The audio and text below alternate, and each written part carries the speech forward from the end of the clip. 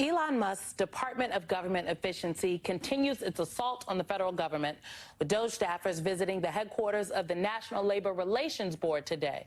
NBC News witnessed 3 young men in business attire, one of whom introduced himself as Justin, being greeted by the board's chairman and general counsel. This comes just one day after a whistleblower alleged in a statement that Doge caused a security breach at the NLRB and may have illegally removed sensitive data.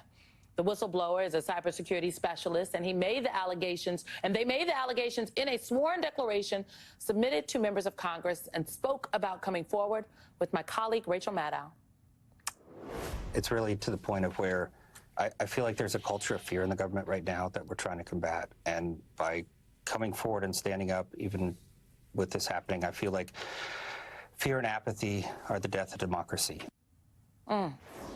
Joining me now is a member of the House Oversight Doge Subcommittee, Congresswoman Jasmine Crockett of Texas.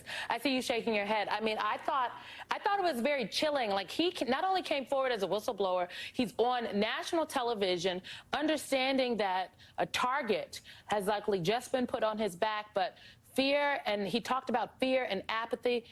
Congresswoman, just your take on the latest Doge assault that we are now seeing.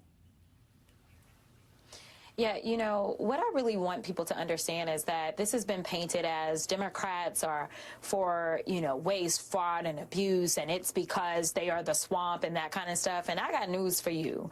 The only fraudsters that we see is the one that was actually convicted of fraud in a court, the one who also was found liable as it relates to his businesses for fraud. Him and his goons are the problem in this country right now.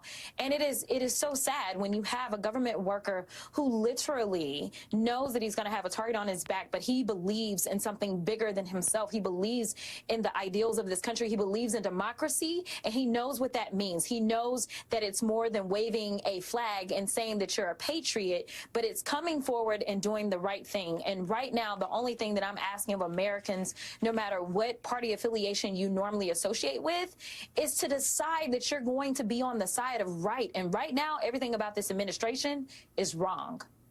I will note that Elon Musk has a history with the NLRB. It's an independent federal agency, and there were questions and complaints from his employees at SpaceX in 2022. So it all continues to seem to be connected. I don't know if... Please. Yeah, and I don't think that it was just questions or complaints. We know that he was under investigation. And when it came down to the inspector generals, the people that are supposed to make sure that they can be the watchdogs, the impartial watchdogs, this was definitely one of those watchdogs that he wanted to get rid of almost immediately. So we don't have the inspector general that would have been overseeing that investigation, nor any of the investigations around his trashy Teslas either. You know, this is not just, what Doge is doing is not a Beltway D.C. story, as I think some people on Fox News and some of my Republican friends would like to believe. Even Marjorie Taylor Greene was asked about this in one of her town halls just recently. I want you to take a listen. She read the question, though. She didn't take a live question. We'll see it. Why is MTG supporting Musk and Doge and the slashing of Medicaid, Social Security offices, libraries, and more? This is outrageous, from Sarah. Well, Sarah, unfortunately, you're being brainwashed by the news that you're watching. Congresswoman. This is coming from someone who clearly reads on a first grade level, so I don't know why she's trying to clown Sarah, who obviously is a constituent of hers. And what's really sad is this is the woman that oversees the subcommittee on Doge. And when you think about the things that we should be investigating, we've had to have hearings about whether or not we should get rid of Sesame Street. Instead of her calling for, say, a hearing over something like this, where there is a concern about the fact that we may have Russian infiltration. And I don't even know if it's infiltration at this point, because it seems like this administration wants to cozy up to Russia in all ways. And so for all I know, they just gave over the login information because it seems like they really haven't decided that Russia isn't our friend.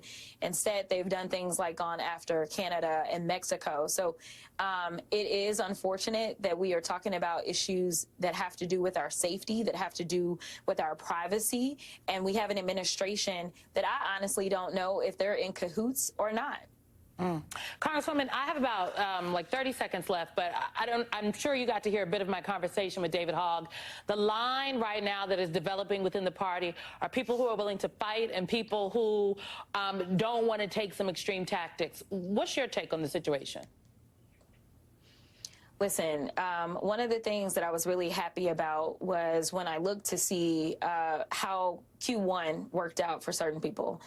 And what we saw is that I had a historic quarter along with AOC, along with Bernie, along with Senator Chris, I'm blanking right now. Chris Murphy. But I wanted, yes, Chris Murphy. And so what we've seen is that those that were willing to be out front, be vocal, and go head to head with this administration, we can see that the grassroots people, the people on the ground, we weren't getting a ton of money from big donors. I mean, on average, we had small donors that were pouring into us. So I will say that there is agreement that when it comes down to the base and what they're looking for is they're looking for people that will not roll over and act like it's business as usual. Representative Jasmine Crockett.